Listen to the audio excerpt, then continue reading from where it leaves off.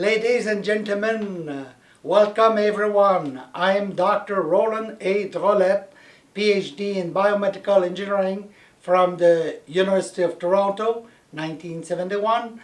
I am the developer and inventor of the Rhumart PEM system that has helped over 1 million people all over the world who were suffering from all kinds of health problems.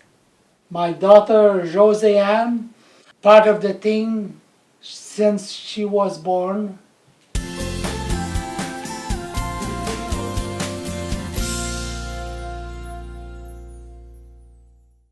I want to just mention a few ideas why I'm so pleased to have you today, Josée-Anne. I had the idea when I read this thought of the Dalai Lama a couple of days ago that at 5 years of age, it's probably one of the first times when I would say small or big miracles can happen because we are open-minded, as Dalai Lama said.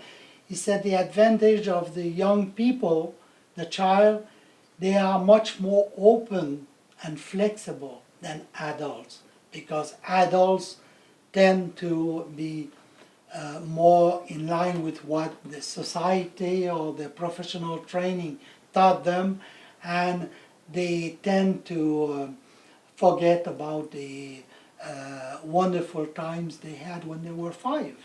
Because then they were open-minded and they were flexible. Anything that happened could make them so happy, and anything that happened could make them so painful, but it never lasted for long. But there was that flexibility.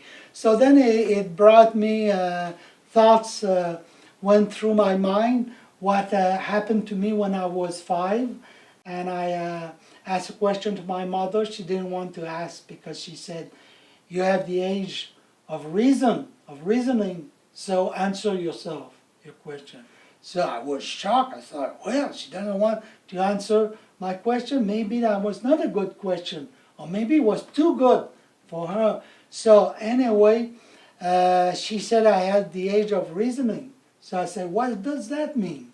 She said, it means that if you follow your inner little voice,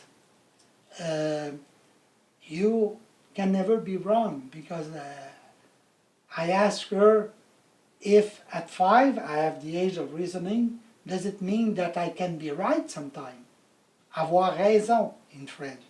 So does it mean that I can be right sometime? Because in religions, the father and the parents know the truth, and the children are not supposed to know everything.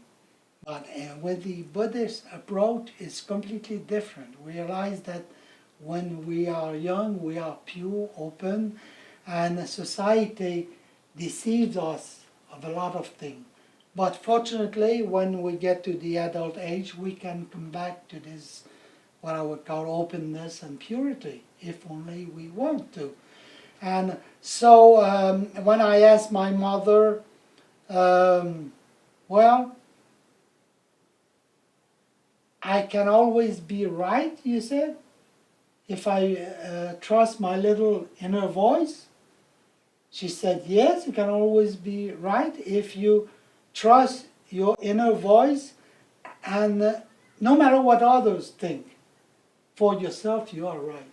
So I thought it was wonderful. Then I asked her a few questions to solve the great question, existential question, like what happens when we die, heaven and hell. And I asked her, why do older people wish at New Year's time, they wish others to go to heaven, after they are dead?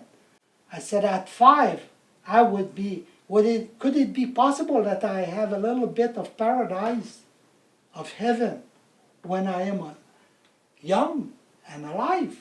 And when I'll be 70, then I will wonder about what happens later, you know. So anyway, she answered to me what is fifth grade, high level fifth grade that I used to say. Um, she said, you know, heaven and hell, it's your business. She said, it depends how you behave. If you want to be in heaven, behave like in paradise, like in heaven. And if you behave wrongly, you're not good to other people or to yourself, you are going to be in hell. So I thought, well, heaven and hell is right here. And but the fact is that I believed her.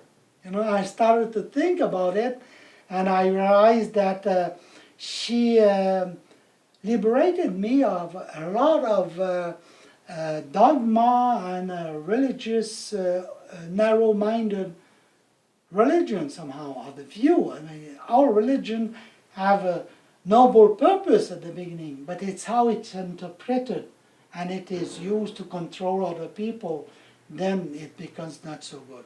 So I want to remind you, Josée-Anne, when you were about 5, and I remember your brother Martin Pierre was about 2, and you called me because you said, oh, I'm not happy because mother is always going to sleep with Martin Pierre early, and I'm alone at 5. I don't have anybody to talk, and mom is sleeping with Martin Pierre, who was 2 years of age. So I said, when you mentioned that, I said, well, just call me if this happens, and I'll be there in a matter of minutes. So what happens?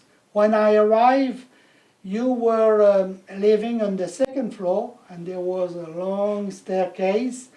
And then I remember when I got there, you were so happy that I was there. I was happy to see you. And then you said in French, hello, Papa, et puis, or father or dad. And then I look at you, I was maybe on the 2nd steps of the long staircase, and all I saw was you coming floating in the air. You just jumped, pretending that there was no, that you were just next to me, but you were about 25 feet away. And then I'm very glad that I had the reflex of a football player. Because when I look up, you said, Dad, I looked and you were floating in the air. So then I just went sideways and I just grabbed you like a football. And I spun a complete turn and we never fell. But if I had stayed there, I would have been bang down there. So this is just a little example to show that when we are young, we do things that older people don't understand. But we are confident that our parents and other people are strong and they have no limit. So, but it's the young people who have no limits. The adults have limits. And of course, we work on removing these limits. So anyway, Josée-Anne, that's what I wanted to tell you, that I consider from the time you were 5, you were a miracle. And when you were 11, you told me about, after I told you something that I lived like floating in the air when I was doing some trip, astral, whatever you call it, I don't care. But, and then after I told you something, you said, hey, there is something I want to tell you, but I don't want you to tell your mother about that. You said, when I fall in the park, when I'm running, sometimes if I hit my finger, my foot, I never reach the ground right away. I float on the air until a certain distance. So I was impressed on that. But if I was not, I had not lived special things when I was 5, I would have thought you were 11 then. But then I thought, hey, what a wonderful things. Because what I've lived, like dreaming, astral trip, whatever you call it, you dreamt it, you lived it in real life, and you told me about it. So that's when we talk in Buddhism about the mental calm. They use the picture of an elephant helping us to go and to become lighter and lighter. And at some point we can float in the air, you know. So you were doing it when you were 5. So that's the end of this clip. Thank you for your attention. I hope you enjoyed it. And please keep smiling till the next clip.